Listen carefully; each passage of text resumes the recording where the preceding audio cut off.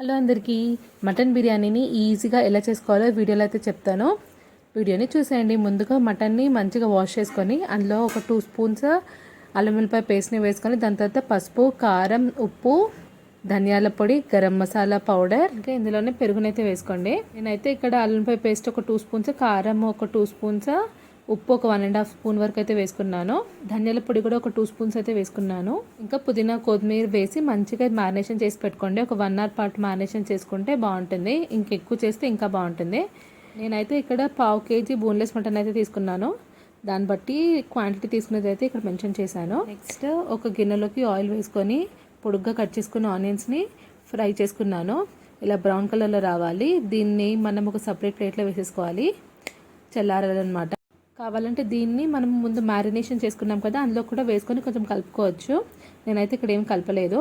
ఇంకా మటన్ కూడా 1 అవర్ కన్నా ఎక్కువనే అయిపోయింది మ్యారినేషన్ చేసి. ఇంకా దాన్ని ఇదే గిన్నెలో అయితే ఆయిల్ వేసేసి ఆ మటన్ మొత్తం మ్యారినేషన్ చేసిందంతా ఇందులోకి వేసుకుంటున్నాను. కావాలంటే మీరు వేరే గిన్నెలో కూడా చేసుకోవచ్చు. దీన్ని మంచిగా సిమ్లో అయితే ఉడికించుకుంటున్నాను. ఒక 4 పచ్చిమిరపకాయలు అయితే వేయండి, టేస్ట్ అయితే బాగుంటుంది. సిమ్లోనే మొత్తం అంతా మగ్గించాలి. ఇంకా అప్పటికే సైడ్కి ఇంకొక గిన్నెలోకి వాటర్ వేసేసి బిర్యానీ మసాలాలు అంతా అయితే వేసుకున్నాను. ఇందులోకి ఒక 2 స్పూన్స్ ఆయిల్, ఇంకా ఒక 1.5 స్పూన్ వరకు ఉప్పునైతే వేసుకున్నాను. ఇంకా అందులోకి ఒక నిమ్మకాయనైతే స్క్వీజ్ చేశాను. మీరు కావాలంటే హాఫ్ నిమ్మకాయని కూడా స్క్వీజ్ చేసుకోవచ్చు. ఇంకా వాటర్ ఉడుకుతున్నప్పుడు అయితే బియ్యం అయితే వేసాను. నేనైతే ఈ బియ్యం నానపెట్టలేదు, ఎందుకంటే 70% కుక్ అయితే సరిపోతుంది కదా. కావాలంటే మీరు నానపెట్టుకోవచ్చు. నేనైతే ఇంట్లో వాడే సన్న బియ్యంని అయితే ఇక్కడ వేసేసాను. బాస్మతి రైస్ అయితే ఏం తీసుకోలేదు.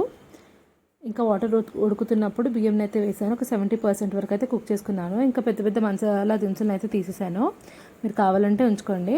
ఇప్పుడు ఆల్రెడీ కుక్ అయింది కదా మటన్, మంచిగా సిమ్లో పీసెస్ అన్నీ మెత్తగా అయ్యాక దాంట్లోకి ఒక లేయర్ రైస్, దాని తర్వాత మళ్ళీ ఆనియన్స్, పుదీనా, కొత్తిమీర వేసాను. మళ్ళీ అలాగనే రిపీట్ చేశాను. పైన ఒక 2 స్పూన్లు నెయ్యి అయితే వేసుకోండి. నెయ్యి ఎంత ఉంటే అంత టేస్ట్ అయితే ఉంటుందన్నమాట. ఒక 2 స్పూన్లు నెయ్యి వేసుకొని దాన్ని అయితే ఇంకా దమ్కి అయితే పెట్టేశాను. దమ్ కోసం పైన ఏమో ఒక గిన్నెలో వాటర్ పెట్టి దీనిపైన అయితే పెట్టేశాను. హై ఫ్లేమ్లో ఒక 2 మినిట్స్ వరకు ఉంచి దాని తర్వాత ఇంకా సిమ్లోనే ఒక 8 to 10 మినిట్స్ వరకు అయితే ఉంచాను. ఇంకా అప్పటికే తీసేయద్దనమాట. కొంచెంసేపు అలానే ఉంచి దాని తర్వాత తీసేయాలి. నేనైతే ఇక్కడ రైస్ క్వాంటిటీ ఎక్కువ తీసుకున్నాను. అసలు బిర్యానీకి కరెక్ట్ మెజర్మెంట్ ఏంటంటే 1/2 kg మటన్కి 1/2 kg రైస్ అయితే కరెక్ట్గా సరిపోతుంది.